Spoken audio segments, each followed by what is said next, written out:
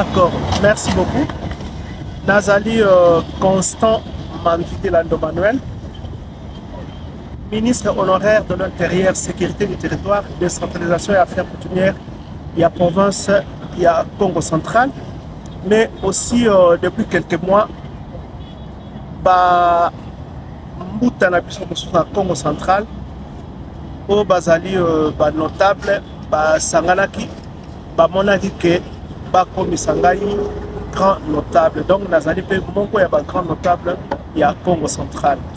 Merci beaucoup na motuna na yo. Na ko profiter pour na ko bata ko répondre yo ya ko pesa nanu bande ko nyonso ba Congo. Bipai bazwami na ko bana nanu na bande ko ba Congo oyo bazali na diaspora à travers le monde. Mais aussi oyo nyonso babenga ba Congo oyo se retrouver na Amérique latine dans les Caraïbes au bazali ba Congo batekamaki to bakangamaki na tango ya traite négrière bango nyonso bazali ba Congo na pesa mbote na pesi également mbote na bandeko na biso ba Congo na o bazali na katia ya ville ya Kinshasa à travers la province na biso nyonso ya RDC, mais plus particulièrement au bazali na kati ya province ya Congo central oyo bazali kobika na makambo ya ndenge na ndenge ya mabe oyo tozali kolanda pe tozali koyoka mikolo nyonso na kini etali politique ya mabe ya bato bazali kokamba province ya Congo central. Ok. Pour na ko répondre na question na yo wana ezali pertinente. Mais ezali moi likambo ya pasi pona bilenge to ba jeune ya ba Congo ya mokolo lelo oyo bayebi histoire te parce que na émission de salaki la fois passée ezali na ba message moi mingi na zui ya bandeko ba Congo. Je me dis que libre à eux, ils allaient aussi légitime la part na bango, ils en ont le droit ya ko critiquer pe ba mususu bazali ko finga nga ya ko mona ke nazalaki wana eloko na salaki kasi nazo na bande kwa na boye ke na salaki na tête ya ministère de l'Intérieur 5 mois mais na 5 mois soki na lobi na lobaka ka makambo nga na salaki te ba proposition nga na memaki ba mususu ba ko kamwa pe ko zo biso ngonga mingi. Maintenant, rappelez bango oyo na bandeko ya le côté ya François Louakaboye. Un peuple sans histoire, c'est un peuple mort. Un peuple qui ne connaît pas son histoire, c'est un peuple perdu. Bandeko, ba Congo, ba jeune, oyo, ba yebi histoire à Congo central te. Na kosenga na bango baluka ba yeba Congo central lobby. Ezalaki nini Congo central ezalaki moka ba province le plus évolué ya République démocratique du Congo ba province oyo ezalaki penza ya minene ya kotongama pe ezalaki mosika déjà en termes ya épanouissement to développement ezalaki kaka mibale province ya Congo central na province ya Grand Katanga bandeko fu bayebaka yango. Et d'ailleurs, nous avons informé de Bas Fleuve, de Bas Congo Nyonso, Baye Bayango, que Natie la Mbanga, Natie la, train et Salaka Kotambola, Ngai, Namona train na miso na Ngai, Natie la, parce que Papa Nanga, Azalaka pe Natie la comme commissaire des zones, Namona train na miso na Ngai, mais Bango Baye Biangote. Et le nombre d'entreprises qu'il y avait au Congo central, Bango Baye Biangote. Mais Congo central, Ezalaki province au Mokolelelo, ezalande mosika kasi soki na kotala na histoire bipai Congo central euti pe bipai eza lelo oyo ezali kosala pasi pe avenir ya Congo central ezali extrêmement sombre. Pourquoi na lobaki ke Congo central ezali na croisée de chemin parce que ezali koyeba te ekende wapi pe bato bazali kokamba yango bazali koyeba te bakende nango wapi basala nango nini. Parce que ma BO est côté dans le Congo central, le Congo, soit il y l'insécurité sous toutes ses formes. Nous avons bateau basé au Congo central, basé à objectif Mokopamba. Objectif de Bango Ezali, Baluka Mbongo, pona bango babonga. Ils l'ont démontré, ils le démontrent nuit et jour. Basango yakoyiba Miami solo na Congo central ezali ya kolobate. Même si les gens disent que Bat Bazali na Kinshasa va s'acharner pour na Bat Bazali diriger Congo central. Na français pour Bakaboye, il n'y a pas de fumée sans feu. Il n'y a pas de fumée sans feu. Ce qui molinga ezali ko bima na Congo central, c'est parce que il se passe des histoires dans Congo central. Détournement des deniers publics ezali ko selema na niveau beaucoup oyo okomona te. Et d'ailleurs, qui peut croire lelo oyo pendant que le Congo central cherche à se construire, à se développer. Mais vous avez un gouverneur à la tête de la province qui s'est arrangé pour exonérer pratiquement la cimenterie sur la Congo centrale. Qui peut croire ça? Cimenterie, il y a une province. Il y a exonéré. Mais il exonéré. C'est-à-dire qu'il y a eu création d'un certain nombre de comptes ou d'un compte bancaire. Par exemple, les cimenteries sont par exemple $1000. Chaque mois, chaque trimestre, il y a l'obité pour foutre $1000. Bon, on fout à $700, mais $700, on a un compte ou Y. C'est ce qui se passe réellement. Mais dans la normalité, au lobby que nous voilà la cimenterie va exonérer. Bambongo nyon soit l'exonération de la cimenterie. Pour ne parler que de ça, sans que tout le monde ait traverser les frontières en Angola, dans la Mboka Moussousou. Ce qui est obligé ça, la calcul, Mbongo va aller foutre la gouverneur grâce et aux Alamoké. Oyo tokozwa ezebele. Et d'ailleurs, Nangonga Oyo, tomoni qui sont sur les réseaux sociaux que Cour des comptes. Et là, tu peux gouverner grâce à l'eau. Ok. Mais Batouba Kolobanine, dans ma province, nous avons 26 provinces. Pourquoi l'IGF, la Cour de cassation, et aujourd'hui, depuis hier, la Cour des comptes, pourquoi on s'acharne dans la province à Congo central, mais dans la province ça signifie qu'il y a un problème. Parce que le gouverneur Kitani est belé dans la Congo central, quand tout le monde a le gouverneur de mon côté, Oyo, tu vas décrire Moïbi, donc la grâce pilolo, gouverneur Oyo, inspection générale de la finance, et s'acharna contre eux, Pelongola peut aussi, cours et tribunaux, mais beaucoup plus encore, na Cour des comptes. Bato bazo kote la ye, o bazo lobela ye, o bazali ko mona kwa kize, bato musu na Kinshasa, que baza kon vouloir ye. Est-ce que bazo mona te? Total la no banzela, regardez un peu la RN16, la route nationale numéro 16. Et ça cimetière le oyo. C'est presque chaque semaine que sont comme bato. Pourquoi? C'est parce que nzela ezali mabe. Congo central, la politique qui a tombe blanchie, ce n'est pas de la bonne politique. Il ne faut pas que Batouba soit de la politique politicienne. C'est-à-dire que politique politicienne, politique où il y a beaucoup de quota, il faut Batouba soit la politique oyo et sengeli, où il y a pour l'intérêt général de la population. Parce que nombre bandako, n'engue to sali ko yoka, oyo basali ko somba. Ezala na Kinshasa, ezala na Congo central, to na ba mboka ba paya. Ce qui va m'envoyer est allé au un vrai programme. Basomba qui va en cher. Mais s'il y avait un programme vrai et réel, préétabli, il y a approvisionnement, il y a banché. Aujourd'hui, Banzela n'a pas de et c'est ici là qui est déjà.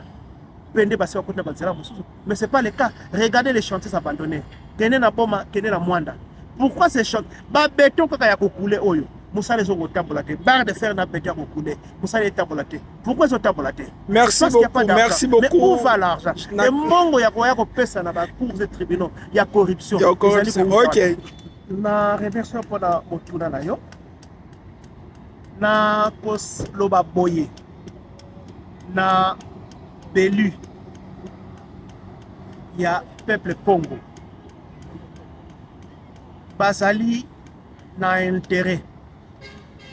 Na intérêt ya komonisa ete bakendeki kuna eza pona ko chauffer ba bante to bakiti ya assemblée te bakendeki kuna pour que batu ba mona bango te que bango de ba député mais bakende ki kuna lokola balobeli ya intérêt ya peuple Congo.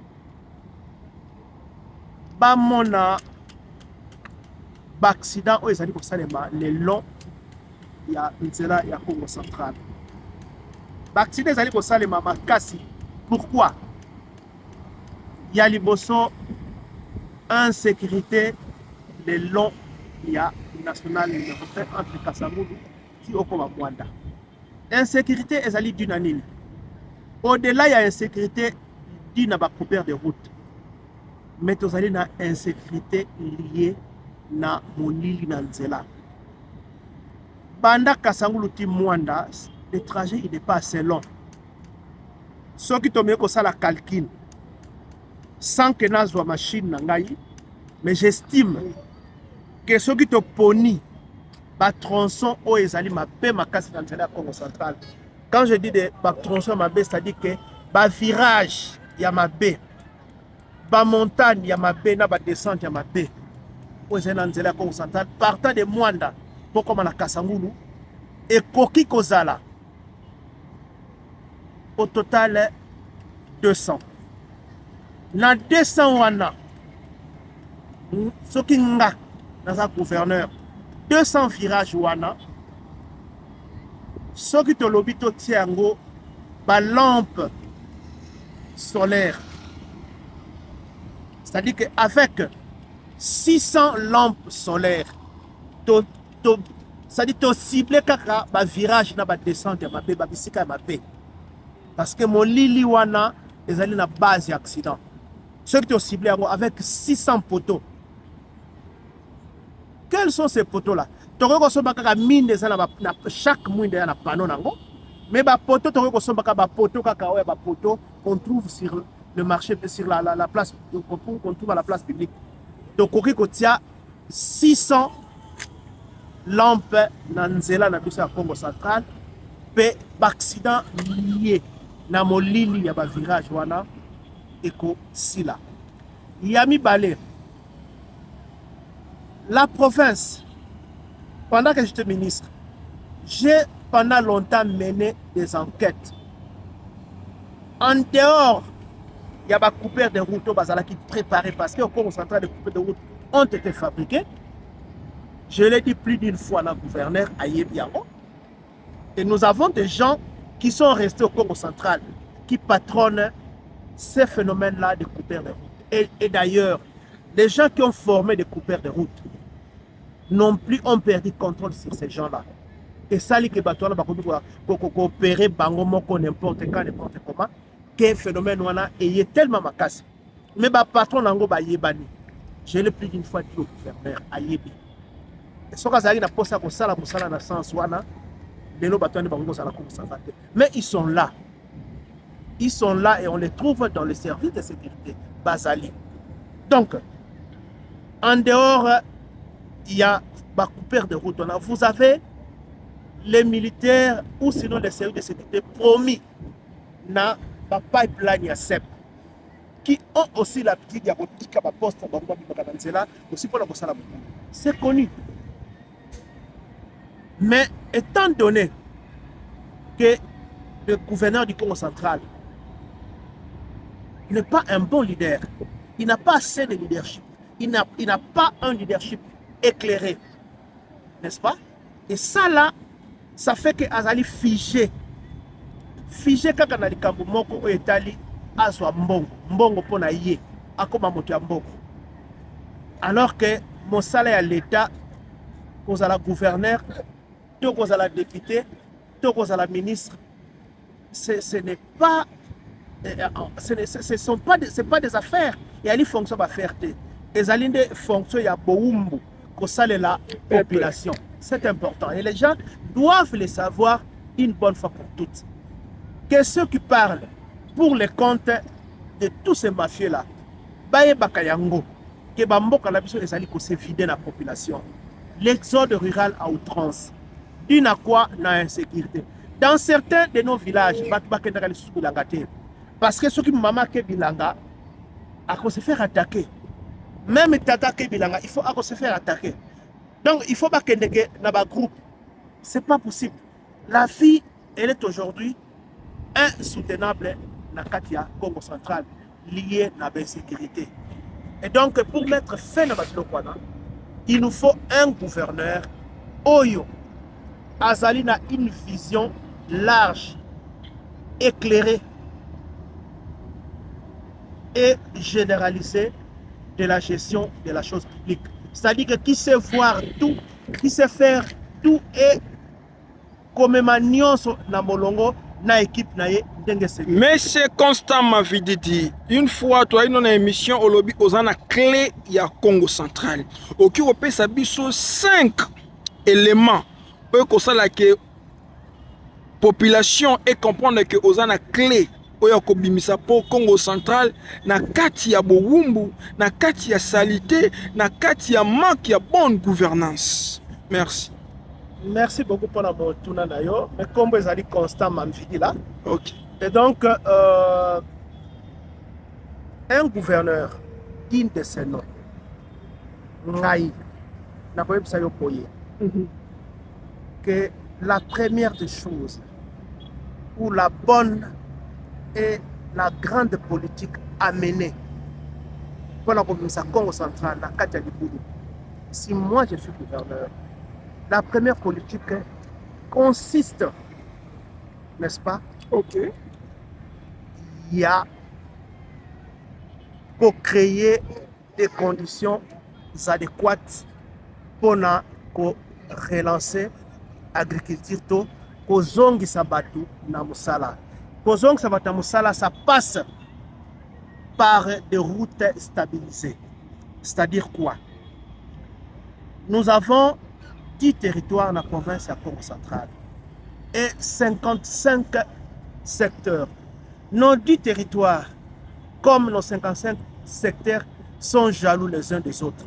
Ça signifie quoi? Ça signifie que nakoki kokende ko sala musala kaka na secteur na ngaité na pesi ndakisa na ke na secteur antimansi na zo sala musala na secteur antimansi to na territoire en Banzango. Non non non non. Que na secteur ya Wombo na zo sala kaka na secteur ya Wombo ou bien na Luima ou bien non non non. C'est pas ça. Le travail doit être fait simultanément à travers les 55 secteurs. Le retour n'angai au sala ya ndenge ni. Voilà. Pour nanga. Déjà, moi j'ai incarné parce que pour Tambousa, une province, Sokolobi Ozela, Kaka rétrocession, c'est ce qu'il faut noter. Parce que la rétrocession est yaka régulièrement, et yaka tous les jours, et yaka peut jamais yakokoka. Yangonga na lobaka boye. Ndenge politique na biso ezaleli ya lelo oyo. Même pendant 1000 ans, Kinshasa a continué à développer à ta province pour côté de la RDC. Voilà pourquoi les provinces sont appelées à avoir des gouverneurs solides. Des gouverneurs qui ont la capacité, la possibilité, la sagesse et l'intelligence. Yakoya n'a pas fond dans la province. Je vous donne un exemple. Nous avons, ça c'est déjà un dossier que nous avions avec des amis. Il y a l'Ibanda Yamboka, des Congolais qui sont de la diaspora Congo, n'est-ce pas? Oui. Qui ont fait que nous ayons des dossiers porteurs des moyens financiers pour le développement des routes au Congo central, le développement de l'agriculture au Congo central, mais aussi un autre projet pour développer la pêche dans l'océan, le fleuve, mais aussi hors sol. Et donc, la création obligatoire d'une coopérative de paysanat pour le paysanat, d'une coopérative agricole pour le paysanat Congo, est obligatoire parce que Congo central a Kolembana jamais coûté 2 500 000 ou 3 millions de dollars. Quelque part, pour créer une coopérative. Coopérative, c'est que Salemi. Et avec la construction des mini-centrales hydroélectriques comme photovoltaïque, il faudrait que la province mette des moyens.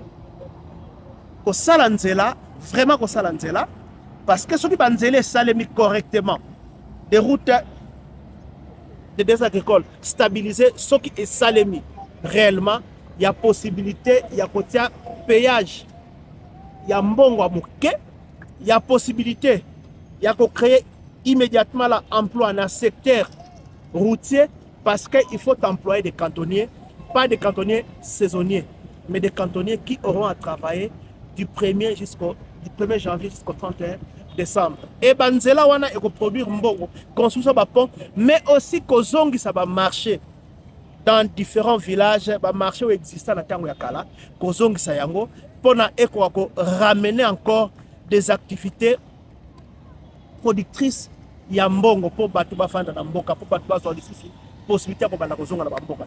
Parce que les gens qui viennent remplir nos cités, nos villes, comme Matadi, comme Boma, comme Kimpese ou Mbanzangungu, basana misalate. C'est-à-dire que mutazako sa bilanga na mboka. Atiki mboka, aye kovanda na Mbanzangungu. Pour affouter la kandaka. Mais ça a la compatibilité. Comment vous expliquez ça? Et ces gens-là, bazoko tabana, banana basali na misalate, nde banana bazoko bakuluna aussi. Donc vous avez des parents chômeurs qui font des enfants, mais des enfants qui n'ont pas pu par moment terminer l'école, ou si certains ont fini l'école, mais par manque, il y a travail, manque, il y a emploi, ils font quoi? Ils deviennent des coups parce qu'ils doivent vivre. Et aussi cette idée-là où les besoins de pouvoir s'épanouir et se marier. Donc, Nakosala une bonne politique. Je ne voudrais pas vous donner ma piste nanga nyonso. Awawa. Parce que na muke oyo ndabo makamusunga ina bimisa kita na zaki ministre provincial ya intérieur bazwa ki yango pe batuni biso ozalaka ministre honoraire na Congo central na matière ya sécurité nini oyo sala parce que yo solo belaka ka grâce bilolo alors bani baye pe nini yo sala po te baza na confiance ya kozongi so na tête ya Congo central. Merci beaucoup. Na Congo central, pendant que les ministre de l'Intérieur, l'intérieur, ministère intérieur, c'est un ministère transversal. Transversal, ça veut dire quoi? Ça veut dire que toute la politique de la province, au-delà de prendre la politique sécuritaire de la province, mais toute la politique gravite ou passe par l'intérieur. Dans ce sens que ce qui ministère de l'agriculture et ça la mosala bientôt ça c'est l'insécurité et donc c'est la sécurité. Ce qui ministère de transport ndaki ça banzela et ça les accidents se produisent par ces accidents là les gens vont se mettre dans la rue, ça crée de l'insécurité, ça voit le ministère de l'Intérieur. Ce qui la ministère de la finance par exemple, les enseignants, les gens ne sont pas payés. L'objet de marche, c'est l'insécurité. Ça concerne aussi le ministère de la sécurité. Et donc, tant que comme ministre, na kutaki na Matadi, na quartier oyo babengi Izipa, bazalaki déjà na 5 mois, bazalaki na couranté. Cabine Zikaka. J'ai pris les choses en main. Cabine électrique Zikaka ya Izipa. Donc, c'est déjà 5 mois pour un zaïté et insécurité, ça allait se produire dans le quartier Izipa comme pas possible. Et pas simultanément aussi, transforme mon copain Izika dans Mbanzangungu. Où est l'équipe mounene décevra à peu près 70% il y a Sita Mbanzangungu. Je suis allé voir les DP de la SNEL. Je parlais avec lui. Qui m'a dit qu'ils n'avaient pas de moyens pour pouvoir pour remplacer rapidement transformateur Wana. Je suis en contact avec la SNEL, la direction générale de la SNEL, département Oyo et Sokipa Kanamakaba transformateur. Na sala makelele, j'ai mis de pression na SNEL na niveau pour ezalakate. Na swana na DP dans son bureau. Tout ça pour l'amour du Congo central. C'est pour la population du Congo central. Okay. Na ko swana to swana na ewana. Et memangai na kendati na batelier dans Pozo. Na kuta ba transformateur ya kovanda. J'en avais compté à peu près 10 en panne. J'ai posé la question pour la réparer transformateur moko ezo senga combien. Les gens qui étaient là m'ont dit entre 5 et 6 000 dollars. Nazonge la DP. Na salaire makelele à telle enseigne que l'argent avait été déboursé pour que Baba n'a pas réparé le transport. Mais j'avais dit au DP, ceux qui va transport qu'on va réparer, ils allaient tout le camoeto ou implanter dans le quartier, babi wewe, babi sika oyo, ils ont courant. Mais nga fona bunda pour que Kinshasa a de transport de soir. Je me suis bâti au bout de 7 jours. J'avais eu 2 transformateurs na Kinshasa, na celle Kinshasa. Moko ekitaki na Mbanzangungu et moko batiaka na Isipa na Matadi wana. Si les gens ne le savent pas, baye bakayango ke na Isipa tango kure katanaka transfert esikaka esalaka 5 mois, ce qui transfert échangeaka kuna, c'est parce que moi je m'étais battu au niveau de la selle Matadi na Kinshasa, c'est comme ça transformateur wana et yaki. Mais na suka ki pe wana te. Dans les villages où ezali côté anani ya vers Jivel Kolo. Il y a un village où il y avait un transformateur Batia, mais balança jamais. Pendant que je me battais, je m'étais aussi battu pour cette situation-là. Et la scène avait envoyé des gens. Et les gens ont toujours pensé que Batamboka wana de basala que transformateur baya va brancher courant et tambola. Non, c'est faux. C'était moi qui avais fait ça. Donc, mais je ne vais pas commencer à crier au-dessus de toi que na sala pour ça. Non, non, non, c'est pas nécessaire. Parce que j'étais là pour la sala. Donc, déjà, moi, mais à part ça, je crois que voilà, il y a une aire de repos. Les aires de repos, au province à Congo central, à Zouaka décision, c'était un projet privé. Dans Sololina, ministre à transport, Edouard Saba. Je suis allé voir le gouverneur chez lui à la maison. Dans l'accès et projet, dans la mise sur la liée. Quand je suis allé en prison, des batikali pour activer le projet wana mais ezali wapi il faut se la péter parce que pour moi c'était que Matadi était prioritaire pour la aire de repos mais ezala banda na Mwanda donc to banda na Matadi tozui moko vers Bangu après Bangu toye nango moko au niveau ya nani peu avant qu'il me pèse parce que je ne pouvais pas concevoir en tant que ministre de l'Intérieur et sécurité Naya na tongo ndeto mona yango oyena kimpese okuti 12 véhicules citernes. Je dis bien 12 véhicules citernes et télémi na kata sita kimpese sali molongo elekina ime. Oza ko imaginer 12 véhicules citernes ya carburant et yé télémi na kata sita kimpese. Il se repose. J'ai vu ça na ba citerne ya LP. Ça dit que parce qu'on se repose na kata sita kimpese. Et bandi banda na nani na setali dame eleki ime baza na repos mais imaginez incendie et saleba et comment on va tout connaître. Pour moi il fallait des aires de repos parce que ces véhicules là on ne pouvait pas les voir, on ne devait pas les voir dans la cité à côté. Donc voilà un peu ça, c'est aussi un projet que moi j'avais présenté à la province et il y a moi qui va exécuter mais il va pas exécuter jusqu'à ce jour-ci. Vous savez pourquoi? Des raisons. Parce que on a estimé pour l'approcher.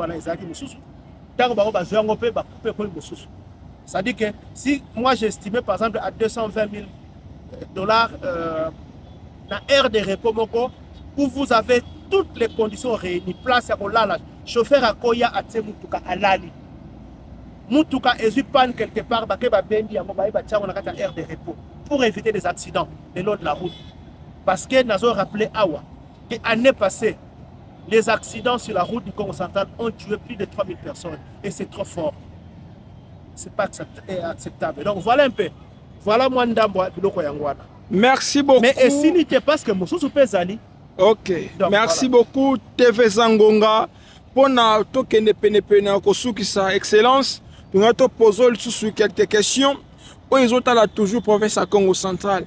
Tomoni ça y peloba qui osa parmi ba grand notable mais tomoni ba notable mingi nangonga o bavandi kimia bazolo bate to na bambuta boza wapi wete Congo central ekomi province moko ya kosakanela province ezangi même dignité message nous nini pa bambuta o bazo vanda kimia bazolo bate bazotala makambo ndeti bazomona te yo ozobunda yo mokwawa malobe mboka na yo. Merci beaucoup pour la motuna wana. Na biso ba Congo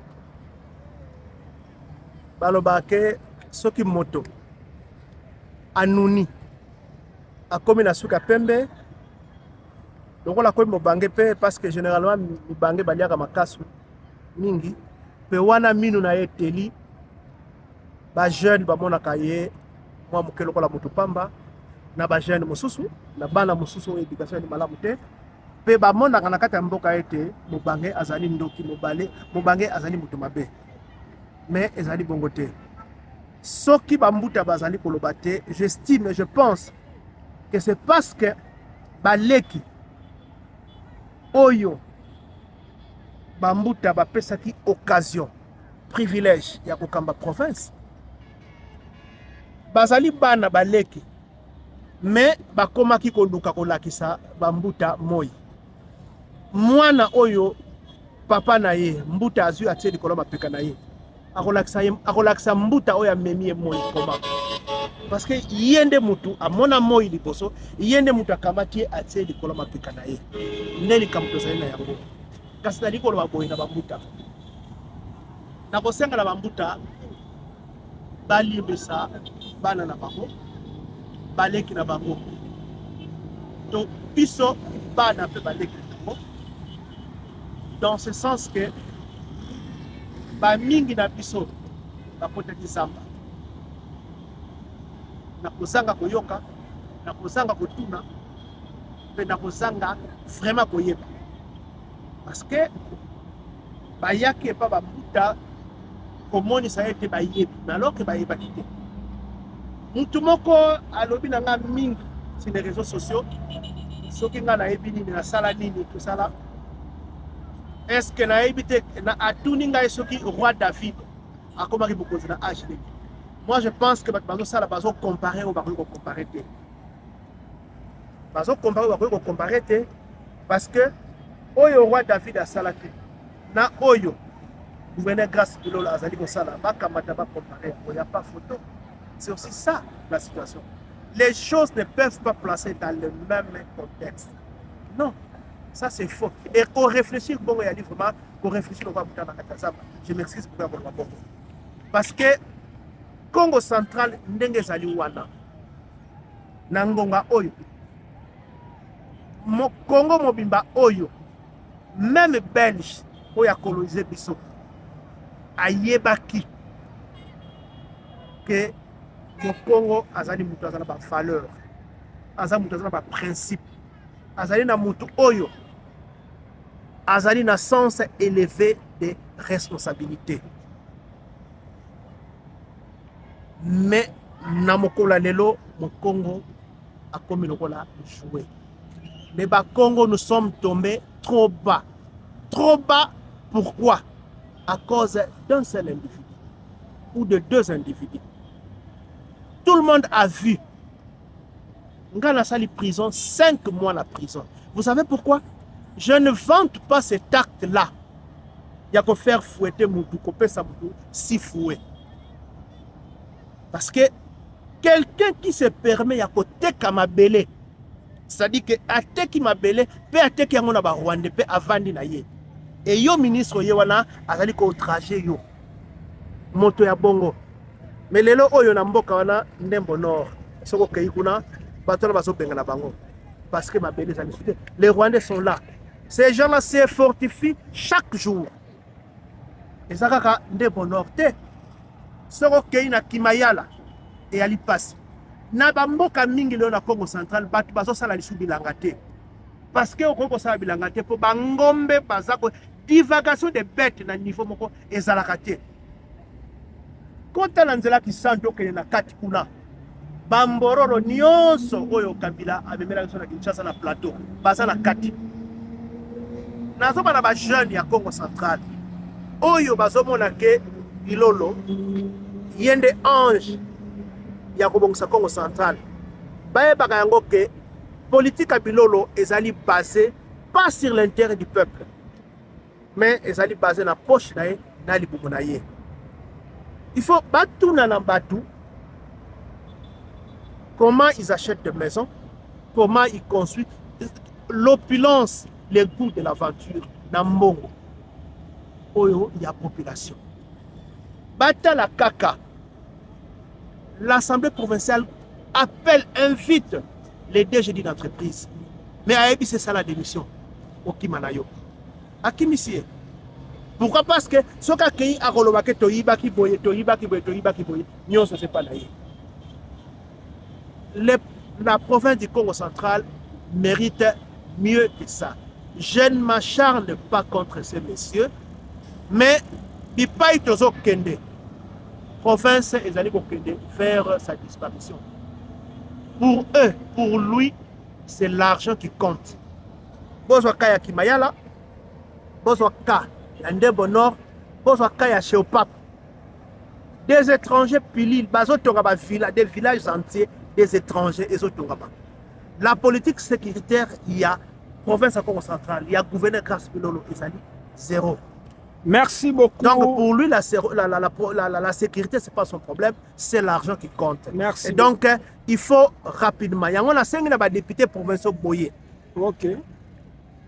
Oyoyo, Likambouya, pour répondre na Cour de cassation. Pour Nabino et l'équipe d'examen d'État. Bisso, notable à Congo central. Et les grands notables, tous allez côté la bino, députés provinciaux. Donc, si on est au Babino, est-ce que vous êtes là pour le peuple ou vous êtes là pour mbongo, pour accompagner bateau pour détourner mission de la province? Vous avez un concours.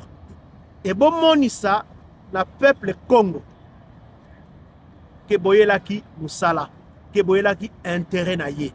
Et donc, vous devez à tout prix voter pour l'intérêt du peuple Congo, pour l'intérêt de la province et pour, je veux dire, la mise, il y a compteur, il y a Congo central à zéro. C'est-à-dire que vous votez pour que Grace Bilolo à répondre à l'accusation, à la dossier, à la charge la Cour de cassation. Mais après, il y a pas qui ne peut répondre à la Cour des comptes. Et Moutago ça l'intérim, et dans les 3 mois à venir ici, l'élection Moussou est à la organisée dans la Congo centrale. Et bino ba député, Bolokabo Pona, Batu Oyo, Bazali ko porter Congo central. Na Mitema na Bango, des gens qui sont prêts, il y a qu'on se casser en 1000 morceaux, ko mi pesa à corps et âme, il y a qu'on sala pour intérêt à peuple Congo. Voilà, et là, on a na ba député provincial Biso Yangwana, na bureau, il y a assemblée provinciale Yangwana. Merci beaucoup. Mais avant, il y a pour répondre à la question là, ok. Na koloba boye. Na bande ko ba Congo. Que les députés Papi Mantezo, les gouverneurs Grace Bilolo, ces deux dieux-là, na ba colite na bango mosusu. À tort ou à raison. Mais Bazali pe na base il y a infiltration à la province et à Congo central. Parce que dans mon lelo, sur le plan sécuritaire, le Congo central est tellement infiltré. Et ce qu'on a tiré là, dans la rivière, la grande rivière Chilwang, na bisike belé na ngambo kuna remarqué que Batu Oyo, Bazako s'infiltre dans le Congo central, qui se font passer pour des Bakongo, Bazali ko somba ba mabele, ti na frontière na biso na Congo Brazzaville. Bazo somba ba mabele na niveau moko ezalaka. Il faut tomi tuna. Batona bazoya qui se font passer pour des Bakongo, pour des Bayombe. Et à coup d'argent, ils achètent aussi morale ya bandeko na biso, ba jeune mingi mingi ya Bayombe, et ils se font recommander dans bandeko na biso mosusu. Ya Bayombe. Mais entre-temps, Bazali ko so mabele. Et il faut que tout na mabele na bazo sombela yango manani. Nous avons vu Mikole le Kaka na décria yango na lobaka ke ba carte ya ba créser ezala côté comme na ministère je ne sais pas par quel mécanisme, na niveau ya ministère ya mine. Mais ba carte trésor ba teka kiwana. Lelo ekotisi batu ba uti na ba province oyo ezali na bitumba, notamment la Nord Kivu. Ba côté le son na Congo central. Basi batondi. Il y a des villages où au Kaïkouna au kuti ba trésor bazali plus nombreux que population. Mais ces gens-là n'ont pas été, personne ne les contrôle. Et mingi na bango ce sont des militaires qui nous infiltrent. Lentement, en douceur, mais sûrement. Et ceux qui lobby na Tongo, de eux qui et donc, curieusement, la province du Congo central, par l'Assemblée provinciale, par ceux qui la manque, n'est-ce pas, parce que tant news, il y a Assemblée wana, il n'y avait aucun contrôle. Donc, ils sont traités comme des amis. On veut bien, mais les gens devraient faire la part des choses entre eux.